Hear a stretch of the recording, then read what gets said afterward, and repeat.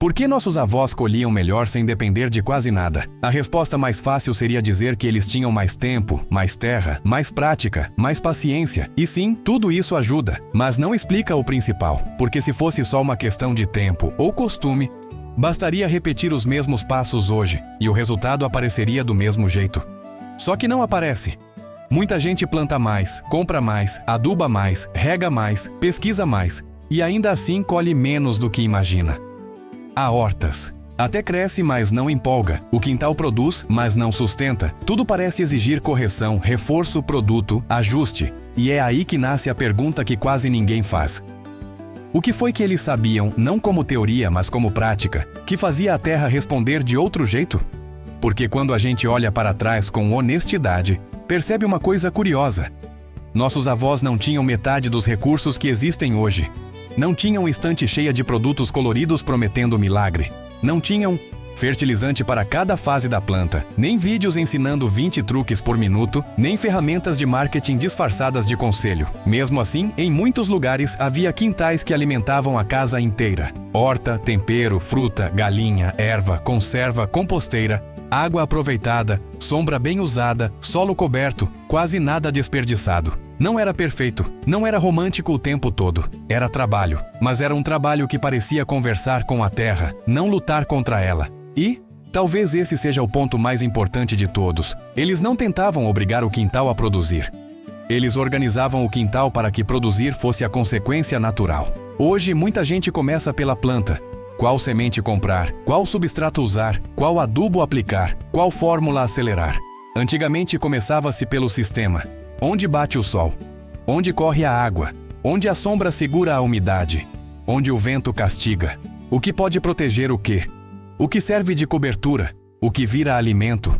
Para o solo, o que pode ser reaproveitado? O que cresce junto? O que afasta praga? O que alimenta a galinha? O que volta como esterco? Não era uma coleção de tarefas soltas, era um circuito. E quando você entende isso, a sua visão muda. Porque o erro moderno não está só em usar produtos. O erro moderno está em pensar o quintal como um conjunto de problemas separados. Uma planta amarela aqui, uma praga ali, uma terra fraca acolá, um canteiro seco mais adiante. Então a pessoa corre de um sintoma para outro, apagando o incêndio, sem perceber que o sistema inteiro está pedindo outra lógica.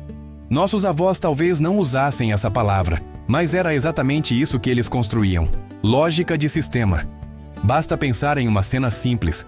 Uma casa antiga, um quintal com árvores, galinheiro, um canto de sombra, uma pilha de restos vegetais, algumas ervas perto da cozinha, um canteiro mais ao fundo, talvez uma cerca com trepadeira. Nada ali estava por acaso. A árvore não servia só para dar fruta. Dava sombra, segurava vento, atraía vida, fornecia folhas. As folhas não eram lixo, viravam cobertura. A cobertura não era só proteção. Segurava a umidade, esfriava o solo, alimentava o chão. A galinha não servia só para botar ovo, comia resto, limpava inseto, devolvia fertilidade. O quintal não era decorado, era articulado. E é justamente por isso que ele rendia mais com menos dependência. Hoje o solo de muita gente está cansado não apenas porque faltam nutrientes, mas porque falta relação. Terra virou recipiente, a água virou gasto, a folha virou sujeira, o resto de comida virou descarte, a sombra virou obstáculo, o mato virou inimigo absoluto. Tudo o que antes fazia parte do ciclo passou a ser tratado como problema. E quando você quebra o ciclo, precisa comprar soluções para substituir o que o próprio quintal já faria sozinho. Esse é o grande engano. Não venderam apenas produtos, venderam uma forma de olhar. E essa forma de olhar é cara. Cara em dinheiro, cara em esforço, cara em frustração.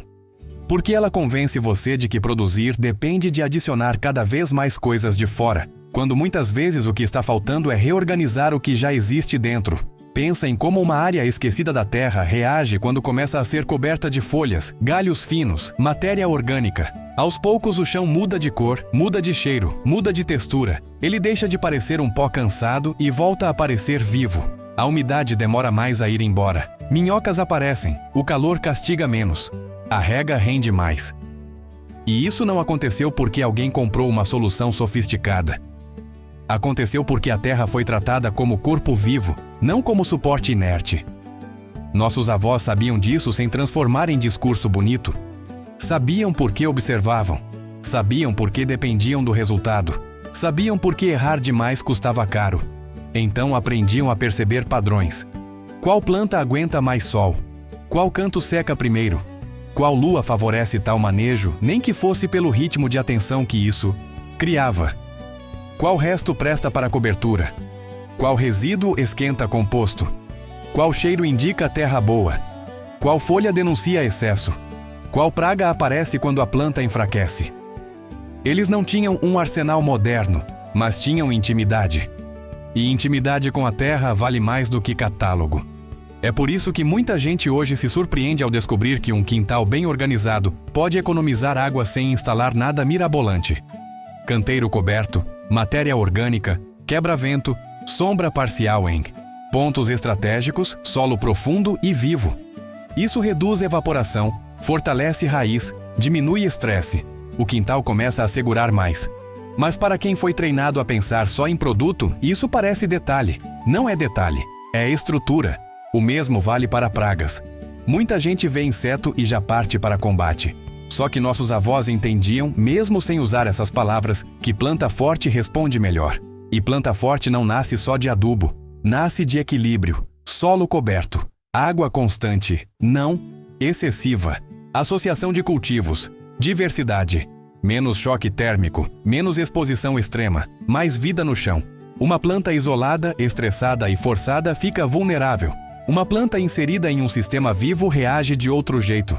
Não porque virou mágica, mas porque saiu do modo sobrevivência. É aqui que a lógica antiga fica mais poderosa do que parece. Ela não prometia explosão instantânea, prometia estabilidade. E em qualquer quintal produtivo, estabilidade vale ouro. Porque o que sustenta uma casa não é um pico de abundância que dura uma semana. É a constância. É ter cebolinha sempre, alface boa parte do tempo, ovo entrando, ervas à mão, um pé de fruta respondendo, uma composteira alimentando o canteiro, um pedaço de sombra protegendo o solo. Uma rotina que não depende de correr à loja a cada pequeno sinal de problema. Isso é riqueza real de quintal. Não é foto bonita de colheita gigante em um dia específico. É a soma das pequenas produções confiáveis. E confiabilidade era justamente o que os antigos mais buscavam. Talvez por isso tanta técnica antiga pareça simples demais para ser levada a sério hoje. Cobrir o solo, plantar perto da cozinha aquilo que mais usa, aproveitar cinza com critério, deixar o galho fino secar para virar matéria. Fazer curva de nível improvisada em terreno que escorre água. Cultivar variedade em vez de apostar tudo em uma fileira só. Observar o horário do sol antes de decidir o canteiro. Tudo isso parece menos impressionante do que uma promessa moderna em embalagem brilhante. Mas a embalagem brilhante vem de urgência. O saber antigo construía autonomia, e autonomia tem uma característica que incomoda qualquer sistema baseado em dependência. Ela reduz a necessidade de comprar pânico. Essa talvez seja a razão pela qual tanta gente redescobre hoje práticas antigas e sente um alívio quase emocional. Não é só sobre plantar, é sobre perceber que existe um jeito menos ansioso de produzir. Um jeito em que o quintal não exige obediência. Cega a um monte de etapas artificiais. Um jeito em que você volta a prestar atenção. E quando presta atenção, enxerga conexões. A água do telhado pode servir a outra coisa. A folha seca não precisa ir embora. A casca da cozinha não é fim, é começo. A sombra de uma árvore pode salvar um canteiro no mês mais cruel. A cerca pode virar suporte. A galinha pode ser parte do sistema, não um elemento decorativo.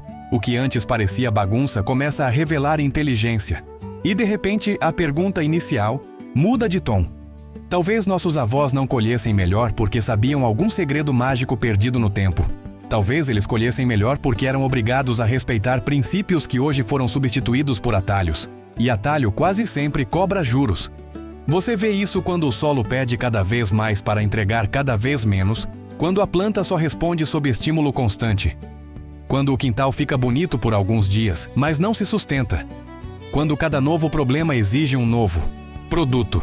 Nesse momento, o que parece tecnologia às vezes é só dependência organizada. Enquanto isso, um quintal montado com inteligência antiga amadurece. Não explode, amadurece. Vai ficando mais fácil com o tempo. Mais estável, mais previsível, mais generoso. O chão melhora, a água rende, o manejo simplifica, a colheita ganha sabor. E o mais curioso é que muita coisa melhora ao mesmo tempo, porque o sistema inteiro foi reposicionado. Esse é o clímax que quase ninguém mostra porque ele não cabe. Em Promessa Rápida, o grande diferencial dos antigos não era uma técnica isolada, era a combinação de pequenas decisões coerentes, que juntas criavam abundância silenciosa. E abundância silenciosa não chama a atenção como milagre de internet, mas alimenta muito mais. Talvez você mesma já tenha sentido isso sem nomear.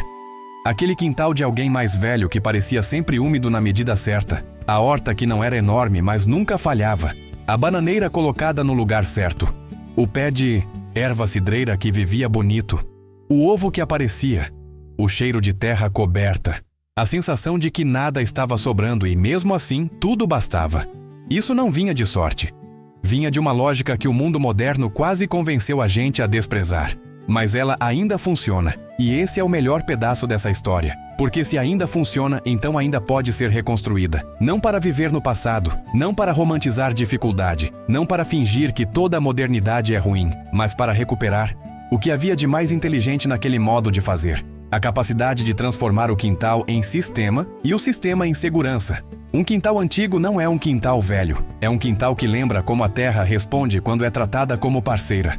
E talvez seja exatamente disso que tanta gente esteja com saudade, mesmo sem perceber. Menos correria, menos correção, menos dependência, mais leitura do lugar, mais ciclo, mais lógica, mais confiança. No fim das contas, nossos avós colhiam melhor, sem depender de quase nada porque aprenderam a depender mais do que estava vivo ao redor deles do que vinha embalado de fora. Eles observavam, reaproveitavam, conectavam, protegiam, esperavam, insistiam e, acima de tudo, montavam um quintal que cooperava com a natureza em vez de disputar força com ela. E quando um quintal coopera, ele responde. Se essa ideia mexeu com a forma como você enxerga a terra, me conta aqui nos comentários qual prática antiga você viu alguém da sua família fazer e que hoje quase ninguém valoriza mais. Eu quero muito saber. E se você gosta desse tipo de conteúdo, deixa o like e se inscreve no canal, porque aqui a gente vai continuar desenterrando saberes simples, fortes e quase esquecidos que ainda podem transformar um quintal comum em algo muito maior.